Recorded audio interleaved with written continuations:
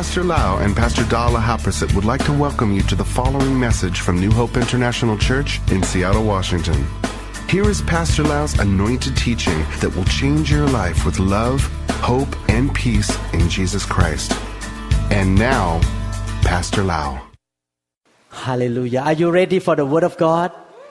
Amen. This camp, from today on, we're going to talk about the love of God. This is one of my favorite subjects. The reason that is my favorite subject because God is my favorite person. And God is love. So when we talk about love, we talk about God. When we talk about God, we talk about love. So we like to talk about God because we love Him. And we are really on fire for Him.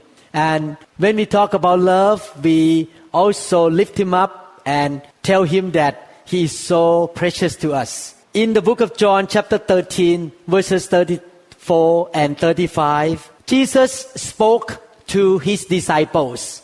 How many people are Jesus' disciples in this room?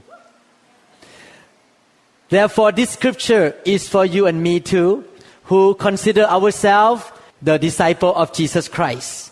A new commandment I give to you, that you love one another as I have loved you, that you also love one another.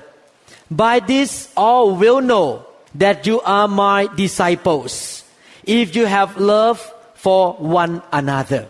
Father, we pray, Lord, that your Holy Spirit will anoint the series of this teaching. Anoint my mouth, my tongues, anoint the heart and the mind of the listeners, Lord, that they will be able to understand your word. It would not be just head knowledge. It would not be just a voice that go through the ear from the right to the left and produce nothing. But it will be anointed word of God that produces the salvation, the deliverance, and the changes and transformation of life, Father. We give this time to you. We love you. Help us not to be just hearers of the word, but we will be doers of the word of God. In Jesus' mighty name we pray. Amen. Amen. In the Old Testament, God gave Moses the Old Commandment or the 10 Commandments. We are not living in the Old Testament dispensation any longer. We are living in the New Testament dispensation. We are in the time of the Church of Jesus Christ. Jesus gave this command. He said, this is a new commandment. We are living in the New Testament time. We are following the Lord Jesus Christ. And He said that I give you the new commandments. And this new commandment is related to how we treat each other as brothers and sisters in the local churches and also between churches and all in the body of Christ. And Jesus said that this new commandment is that we must love our brother and sister. We must love one another in the believers' community. How do we love one another? He said, you love one another as I have loved you. Definitely, we should care for the lost. We should care for the unsaved. We should show love to them. But this scripture is not talking about showing love and care to the unbelievers. But it's talk about the love in the local church or in the body of Christ. And He said that the world will know that we are His disciple. The world will know that Jesus is still alive. Jesus is a good God. When they see our actions of love toward one another, loving one another is one of the most powerful way of witnessing for Christ in this generation. Amen. We must, first of all, receive the love of God. First of all, we must be willing to let God love us. We need to be confident in the love of God. As I have been in the fire of God for many years, one thing that I noticed the Holy Spirit has changed me a lot is that I have more and more confidence every single year how much God loved me, and I learn how to receive the love of God into my life. When you are so confident that God loved you, you don't depend on man's love anymore. You don't worry about what man thinks about you because you know that the living God who is so stable, unchangeable, always loved you. And when you receive the love of God into your life, you can then give the love of God to other people. You cannot give what you don't have. Your giving is related to your receiving. If you don't receive the love of God and have a lot of love of God in you, how can you give the love of God or give love to people? How can you show love to people? You yourself don't even experience the love of God. That's why it's so important that we must be willing to receive His love, be willing to experience the love of God, whether in the area of physical healing or deliverance or finances, and any area that God will demonstrate His goodness and love to all of us. We must be willing to be filled with the love of God so that we have a lot of love in our heart to be able to share with other people. So don't be too shy.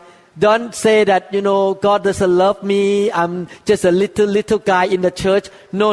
You are important. Jesus died for you, and Jesus wants to show love to you, and He wants you to be so filled and have so much experience of the love of God so that love will overflow out of you to touch other people. You should allow God to love you, and you should allow other people to love you.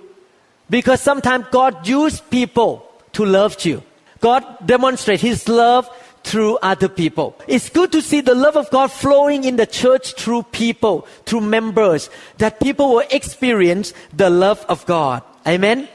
Your giving is dictated and determined and limited or influenced by how you receive from God. Therefore, the first step of how to walk according to the love of God, we must always want to experience the love of God in our life. We allow God to love us. Everyone open your hand and say, God, I allow you to love me. How many people want that? I allow God to love me. Is it good? That you allow God to love you? Yes, you allow God to love you so that you can receive. And when you are so confident in the love of God, that God loved you, the first outcome is that you will love yourself. It's hard to love other people if you don't even love yourself. So when you allow God to love you, you begin to see your value, how much God loved you. And when you see more and more value of your own life, then you can love yourself.